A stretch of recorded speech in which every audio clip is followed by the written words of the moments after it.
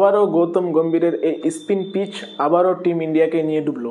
পরপর এই নিয়ে চারটা ম্যাচে হয়ে গেলো, যেটা আমরা নিউজিল্যান্ডের বিরুদ্ধে দেখেছিলাম এরকম স্পিন পিচে খেলা হচ্ছিল আর নিউজিল্যান্ডের বলাররাই আলটিমেটলি ম্যাচটা জিতে যাচ্ছিল, এবং সেম টু সেম হচ্ছে সাউথ আফ্রিকার বিরুদ্ধেও।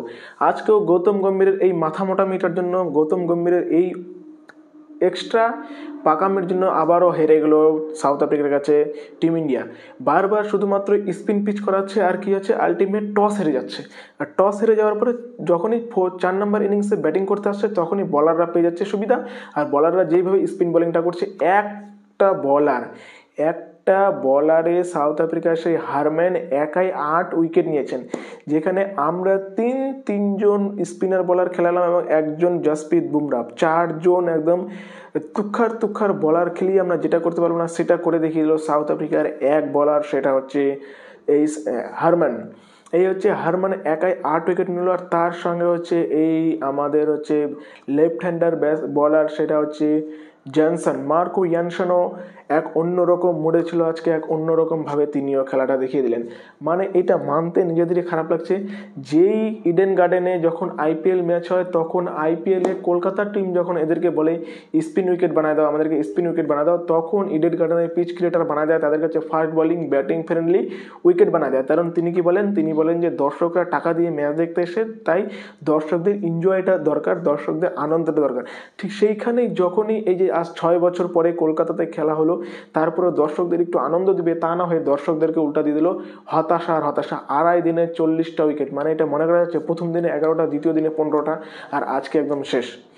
আজকে একদমই অবস্থা খারাপ এগুলো। শুধুমাত্র টেম্বা বাবুমা একমাত্র ব্যাটসম্যান যিনি এই মাঠে একমাত্র 50 রান করেছেন। 4টা ইনিংস, 2বার সাউথ আফ্রিকা, 2বার ইন্ডিয়া ব্যাটিং করার পরেও টেম্বা বাবুমা একমাত্র তিনি 50+ রান করেছেন, আর কেউই রান করতে পারেননি। শুধুমাত্র টিম ইন্ডিয়ার ওয়াশিংটন সুন্দরকে একটুখানি বোঝা যাচ্ছিল যে তিনি হয়তো পিচটাকে বুঝেছেন, তিনি হয়তো খেলাটাকে একটু হলেও নিয়ে যাবেন, কিন্তু সেটাও দেয় নাই সেই হারম্যান হচ্ছে যেই সাউথ আফ্রিকান স্পিনার, যিনি কিন্তু একদমই অন্যরকমভাবে কামাল করে দিয়েছেন। তারই সঙ্গে কেশব মহারাজা, 2 জন স্পিনারে শেষ করে দিল পুরো টিম ইন্ডিয়াকে। আর এইটাতে শুধুমাত্র টিম ইন্ডিয়ার ব্যাটসম্যানদেরকে দোষ দিলে হবে না, এখানে কোচকে দিতে হবে, কারণ গৌতম গম্ভীরের পাকামের জন্য এইসব হচ্ছে টিম ইন্ডিয়াতে বর্তমানে। আবারও গৌতম গম্ভীরের এই পাকামিতে আবারও টিম ইন্ডিয়াকে নিয়ে ডুবে গেল। এইটা বলার ভাষা নাই ভাই, এরকম লজ্জাজনক হার টিম ইন্ডিয়ার ঘরের মাঠে শেষ কবে দেখেছিলাম নিজেও জানি না। নিউজিল্যান্ডের বিরুদ্ধে সেম দেখলাম, এখানেও সেম দেখলাম, যেখানে সাউথ আফ্রিকার বিরুদ্ধে যেখানে ওয়েস্ট ইন্ডিজের বিরুদ্ধে এরা কী করলো, এরা হচ্ছে ব্যাটিং ফ্রেন্ডলি পিচ করলো ওয়েস্ট ইন্ডিজের বিরুদ্ধে, কিন্তু যখনই সাউথ আফ্রিকা আসলো ভয় পেয়ে গেলো সাউথ আফ্রিকার ব্যাটারদের, যার ফলে তারা আবারও স্পিন বোলিং আবারও ডুবলো। এরকমভাবে চলে না। আমার মনে হয় এবার বিসিসিআইয়ের একটা ব্যবস্থা নেওয়া উচিত গৌতম গম্ভীরের দিক থেকে, কারণ গৌতম গম্ভীর যা শুরু করছে, যেইভাবে আমাদেরকে হারাচ্ছে, মনে হচ্ছে আমরা সেই 2011-12 টেস্ট ম্যাচ খেললে যেরকমভাবে হারতাম ঠিক সেম অবস্থা আমাদের হয়ে যাচ্ছে। এইভাবে হারলে ওয়ার্ল্ড টেস্ট চ্যাম্পিয়নশিপ যেটা রয়েছে 2027, সেটা গেও, টাটা বাই বাই করে দিচ্ছে ওটা। কারণ অলরেডি আমরা হেরেই যাচ্ছি।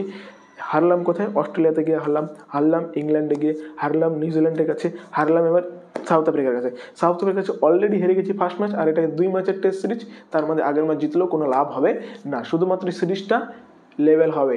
জিততে তো আর পারলাম না, ওয়েস্ট ইন্ডিজের বিরুদ্ধে জিতে কোনো লাভ নাই, কারণ ওকে এখন টেস্ট ম্যাচে গণাই ধরে না। এর থেকে লজ্জার আর কিছু হতে পারে না। এটা পুরোপুরি গৌতম গম্ভীর এবং গৌতম গম্ভীরের পোতপাকামি, আর হচ্ছে আমাদের পিচ ক্রিয়েটার সুজন মুখার্জি